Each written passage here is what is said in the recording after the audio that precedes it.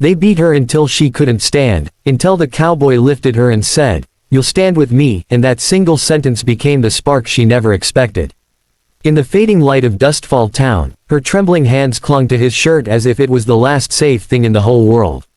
She didn't know this cowboy, and yet he stood between her and the darkness as if they shared a lifetime. She had been running from the men who claimed she owed them everything. Their blows had taken her strength, her hope, her voice. Stumbling onto the empty road, she prayed the world would give her one gentle soul before she collapsed for good. When he appeared on horseback, she thought she was hallucinating an angel, not a man. The cowboy, Colt Maddox, saw the bruises before he heard her voice. He dismounted so fast the dust didn't have time to settle. "Who did this?" he whispered, anger shaking through his calm exterior. She couldn't speak. Tears slipped silently. Colt wrapped his coat around her shoulders, not touching a bruise, but giving her the warmth of a promise. Colt lifted her in his arms like she weighed nothing, carrying her toward his ranch where the world grew quiet and the horizon softened. She rested her head against his chest, hearing a heartbeat steady enough to silence every fear. She was used to being treated like a burden. For the first time, she felt protected, not pitied. At the ranch, he laid her gently on a soft bed and brought water, a lantern, and warm blankets. When she tried to sit up, pain forced her back. "You don't have to stand tonight," Colt said softly. "Just breathe. I'll stand for both of us." His steady tone melted the ice around her heart, something she didn't know she still had. By morning, the world felt different. Sunlight painted warm stripes across the room. Her bruises hurt, but not as much as yesterday. Colt returned with porridge and a shy smile. "You're safe here," he told her. "No one touches you again." For the first time in months, she believed someone. Her name was Alara Hayes, though she said it like it belonged to someone stronger. She told him only pieces, how the men forced her to work, how she tried to escape, how punishment became part of her days. Colt listened without interrupting, his jaw tightened but his eyes gentle, as if promising the past would never repeat. Days passed, and she healed slowly. Colt taught her how to feed the horses, how to mix medicine for injured cattle, how to breathe freely without looking over her shoulder. Each day brought laughter in tiny doses, like medicine she didn't know she needed. She found courage in the way he treated every wound with patience. But peace never lasts in the Wild West. One evening, as they were closing the barn, hoofbeats thundered across the field. The same men who hurt her had found her. Colt stepped in front of her without hesitation, shoulders squared, jaw set. "You want her," he said. "You ride through me first." The men laughed, believing they outnumbered him. But Colt wasn't just a rancher, he was a former cavalry scout, fast, steady, fearless. When they charged, he fought like a storm, knocking one off his horse, disarming another, and forcing the third to flee. Alara watched, terrified yet awestruck at the way he defended her without a flinch. When the dust settled, Colt wiped the sweat from his brow and turned to her. "You're not going back," he said firmly.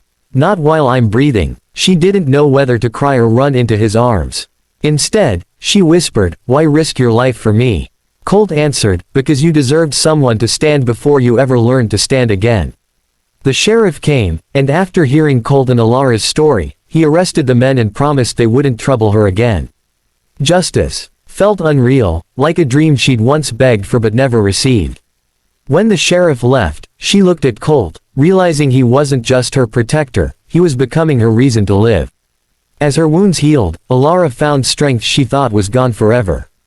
Colt helped her walk again, step by trembling step. "You're stronger than you know," he said every time she stumbled. With each step, she felt years of pain lifting, replaced by something lighter, something like hope. Soon, she could work around the ranch freely. The horses warmed to her, the cattle followed her voice, the kitchen filled with her laughter. Colt watched her from afar sometimes, awe in his eyes, like he couldn't believe the fragile woman he rescued was becoming the powerhouse she was always meant to be.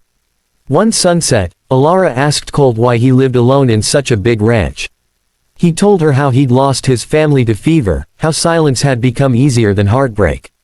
She saw the loneliness behind his strong posture. "You saved me," she whispered. "Let me save you back." For the first time, Colt looked truly vulnerable.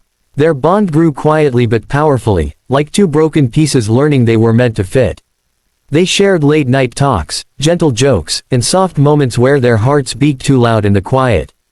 Alara learned to stand tall again, not just physically, but emotionally, rediscovering who she was.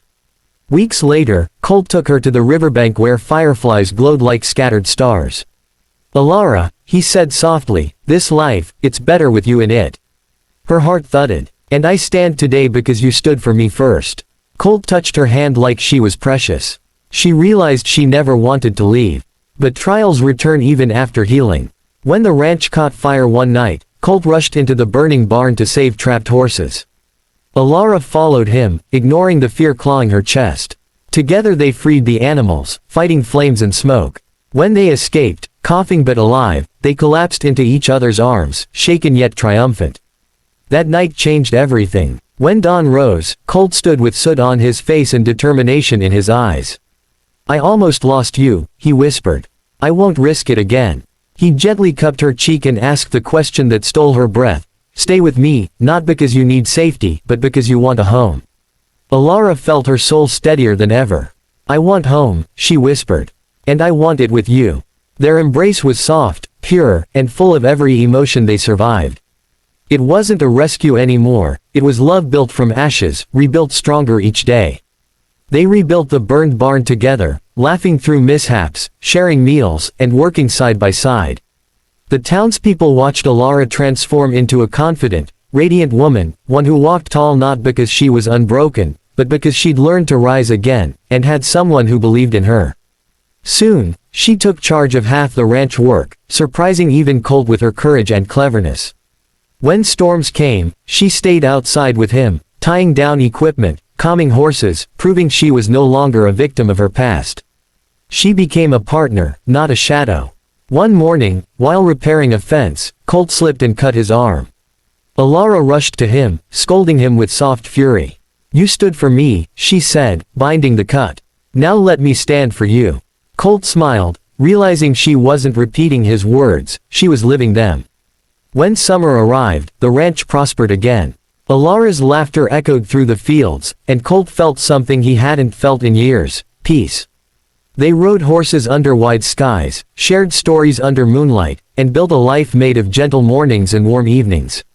Months later, Colt gathered the courage he'd stored for too long. At the same riverbank where fireflies danced, he knelt with a quiet smile. "Alara Hayes," he said, voice deep but trembling, "will you build the rest of this life with me?" Her eyes filled with tears, the good kind this time. "Yes," she whispered, her voice trembling with joy. "I'll stand with you, always." And in that moment, every bruise of her past became a distant memory. She wasn't the woman who had once collapsed in the dirt, she was the woman who rose into love. Their wedding was simple but breathtaking. Lanterns hung from trees, horses grazed nearby, and townspeople smiled as she walked down the aisle with grace she'd never imagined months ago. Colt waited at the altar, shoulders broad, eyes soft, heart full. When the vows ended, Colt whispered the words that changed her life: "You stood with me." Alara smiled, touching his chest gently. "Because you taught me how to stand." The guests cheered, but the world felt quiet, just the two of them standing in forever. In time, their ranch became known as Haven Ridge, a place where wounded souls, both people and animals, found peace. Alara helped women who suffered like she once did, giving them shelter, strength, and hope. Colt supported her with unwavering pride. Every morning, Alara woke before sunrise, watching the golden dawn stretch across the fields she now called home. Sometimes she remembered the night she couldn't stand, the night she thought her story was over. But then she felt Colt's arms around her and remembered how far she'd come. She stood tall now, not because someone carried her, but because she had learned to rise again. Yet she never forgot the moment everything changed, when a cowboy lifted her gently and promised, "You'll stand with me." And she did. And together, they never stopped standing.